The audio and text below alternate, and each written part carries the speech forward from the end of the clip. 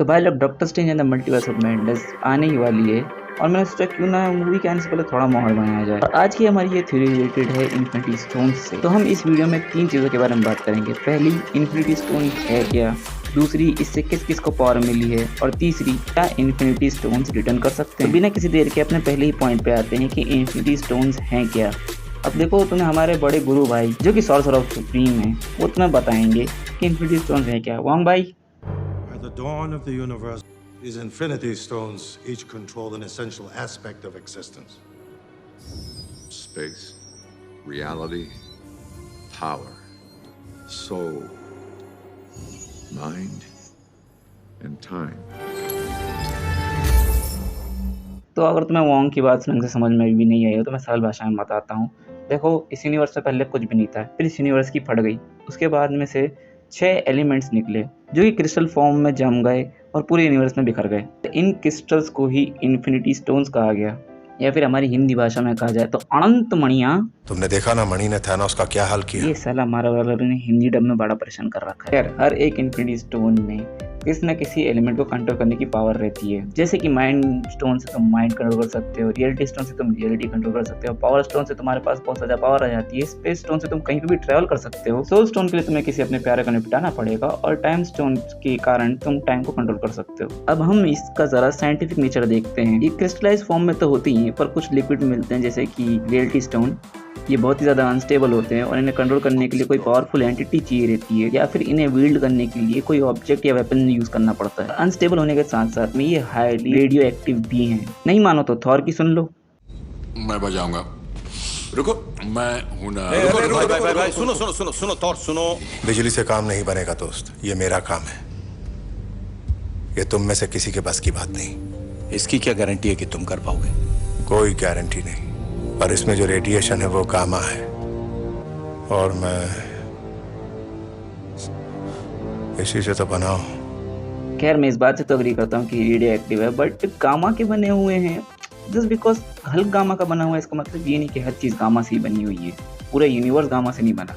ये तो बस एक लेम है एक्सक्यूज है, पर हल्क के कैरेक्टर के बारे में किसी और दिन बात करेंगे। तो अब जब हम इन्फिनिटी स्टोन्स का नेचर जान ही चुके हैं, क्योंकि ये किसी भी नॉर्मल बंदे के हाथ में आती है, अनकंट्रोलेबल हो जाते हैं, तो अब बात करते हैं हमारे दूसरे पॉइंट की, यानी कि मेरी थ्योरी की, जो कि मोस्ट प्रोबेबली पूरे के पूरे फेज 4 में होने वाली है। और ये थ्योरी कैसे doctor strange multiverse of madness और थॉर लव एंड थंडर से कनेक्ट हो रही है, ये भी देखते हैं। सबसे पहले तो ये देखते हैं कि इन इन्फिनिटी स्टोन से किस किस को पावर मिली है। सबसे पहले तो उन लोगों की बात करते हैं जिनको कंफर्म इन स्टोन से पावर मिली है, जिनमें सबसे पहले तो अपना स्पेस स्टोन आता है, जिससे कैप्टन मार्वल को पावर मिली है, और वो क्लियर कट पता चलता है कि उसे वहाँ से पावर मिली है। स्पेस स्टोन के एक्सपोजर में आते ही पावरफुल हो गई है, और वो सबसे ज़्यादा पावरफुल कैरेक्टर है एमसीयू की, ऐसा कहा जाता है। और अपना दूसरा स्टोन आता है माइंड स्टोन, इससे पावर मिली है वांडा को। अब हाँ, ये काफ़ी सोच विचार और डिबेटेबल बात है कि उसे माइंड स्टोन से पावर मिली है या नहीं मिली है, क्योंकि ज़्यादातर यही बताया जा रहा है कि उसे माइंड स्टोन से पावर नहीं मिली। माइंड स्टोन से उसकी पावर जगी है क्योंकि वो स्कारलेट विच थी, बट जिस बंदे को कंफर्म माइंड स्टोन से पावर मिली है वो है विजन, और वो मरा नहीं है, अभी भी जिंदा है। हालांकि माइंड स्टोन उसके पास से ले लिया गया है, पर देखो, जो कुछ भी इन्फिनिटी स्टोन के कांटेक्ट में आता है उसका एसेंस उसके अंदर रह ही जाता है। अब वो कोई ऑब्जेक्ट हो या ह्यूमन हो, जिस किसी भी वेसल में इन्फिनिटी स्टोन्स रखे गए हैं उनमें उसका कुछ ना कुछ रिएक्शन होता है, रेडिएशन जाता ही जाता है। देखो, इन सबको तो कंफर्म इन सबसे पावर मिली थी, बट बाकी के इन्फिनिटी स्टोन से किसको पावर मिली है और किसको नहीं, ये डिबेटेबल है, और ये मेरी थ्योरी है सिर्फ। तो तीसरे स्टोन के बारे में बात करते हैं, जो कि है पावर स्टोन। अब देखो, जैसा कि मैंने अपना मिस मार्वल के ब्रेकडाउन में ही कहा था कि मुझे ऐसा लगता है कि मिस मार्वल को जो भी कंगन मिलते हैं वो पावर स्टोन से ही पावर हुए हैं। देखो, किसी न किसी तरह तो वो कड़े इतने पुराने हैं कि ऑर्ब बनने से पहले शायद उनकी पावर उनमें चली गई हो, और पावर स्टोन का इफेक्ट उन कड़ों पे रह गया हो, जिसकी वजह से मिस मार्वल को उनकी पावर मिलेगी। और मैंने उस वीडियो में ये कहा भी था कि उसकी जो आइडल है कैप्टन मार्वल, उसे भी इन्फिनिटी स्टोन से ही पावर मिली थी, तो उसको भी उस चीज़ से पावर मिलना बहुत ही लॉजिकल सेंस बनाती है। और ये चीज़ उन दोनों कैरेक्टर को बहुत ज़्यादा पास में ले आती है, जिसके कारण कैप्टन मार्वल की जो दूसरे पार्ट की मूवी आएगी उसमें इनकी कोऑर्डिनेशन काफ़ी अच्छी देख पाएंगे हम। इनफैक्ट कैरोल कमाला को इन्हें कंट्रोल करना सिखा सकती है, कैसे वो अपनी पावर इतने टाइम से कंट्रोल कर रही है और वो भी कैसे कर सकती है। इसी के साथ साथ अपने चौथे स्टोन की बात कर लेते हैं, जो कि है सोल स्टोन। अब देखो मार्वल के यूनिवर्स में तो इस बारे में कुछ भी नहीं बताया गया कि सोल स्टोन कहाँ था, क्या था, कैसा है, क्यों है, क्या है, कुछ भी नहीं पता। तो मैं यहाँ थोड़ा सा कॉमिक बुक्स का रेफरेंस लेना चाहूँगा। कॉमिक बुक्स में सोल स्टोन और एडम वॉरलॉक का काफ़ी बड़ा रिलेशनशिप रहा है। एडम वॉरलॉक को हम लोग गार्डियंस ऑफ द गैलेक्सी के सेकंड पार्ट में भी देख चुके हैं, और सोल स्टोन के कारण ही ये बंदा मरता ही नहीं है। हर बार जब भी तुम इसे मारोगे तो ये रीइंकार्नेट होके एक ककून में से बाहर आ जाएगा। और याद है इन्फिनिटी वॉर और एंड गेम के टाइम पे कितनी ज़्यादा थ्योरीज आई थी कि एडम वॉरलॉक उनमें दिखेगा, तो शायद इसी के लिए उन्होंने उठा के रखा उसे। और इसी के साथ साथ अब लास्ट के 2 स्टोन के बारे में बात कर लेते हैं, जो कि थॉर, लव एंड थंडर और डॉक्टर स्ट्रेंज से कनेक्ट हो रही है। सबसे पहले तो रियलिटी स्टोन की बात कर लेते हैं। रियलिटी स्टोन के एक्सपोजर में सिर्फ एक ही पर्सन आया था जो कि जिंदा है, और वो है अपनी जेन फॉस्टर। और वो कहाँ दिखने वाली है? थॉर, लव एंड थंडर में। और जेन कैरेक्टर को प्ले करने वाली नेटली पोर्टमैन ने कहा था कि उसे कैंसर वाला जो आर्क है कि जेन फोस्टर को कैंसर रहता है, फिर भी वो माइटी थॉर बनती है। तो मोस्ट प्रोबेबली ऐसा हो सकता है कि रियलिटी स्टोन के एक्सपोजर में आने से उसे कैंसर हुआ हो और उसे वो पावर्स मिली हो कि वो थॉर के हैमर को वापस जोड़ सके और उसे वील्ड कर सके। और इसी के साथ अपने छठे और आखिरी स्टोन के बारे में बात करते हैं, जो कि टाइम स्टोन है। ये बहुत ही इंटरेस्टिंग स्टोन है क्योंकि अभी तक इसे किसी ने हाथ भी नहीं लगाया है। मतलब लिटरली डॉक्टर स्ट्रेंज ने तक इसे हाथ नहीं लगाया है, क्योंकि ना जाने कितने टाइम तक तो एंशिएंट वन ने इसे अपने पास रखा था, और ये आई ऑफ एगामोटो के अंदर ही रहा है ज़्यादा टाइम। और कोई भी पर्सन इस स्टोन को टच करे तो उसे क्या होगा ये हमें नहीं पता, क्योंकि इसे कोई टच ही नहीं कर पाया। तो क्या ये थ्योरी फेल हो गई है? ऐसा नहीं है। देखो टाइम स्टोन किसी ने आज तक टच तो नहीं किया, पर ये बहुत लंबे टाइम तक एक ऑब्जेक्ट के अंदर रहा था जिसको हम आई ऑफ एगामोटो बोलते हैं। और डॉक्टर स्ट्रेंज की सेकंड मूवी में आई ऑफ एगामोटो भी है।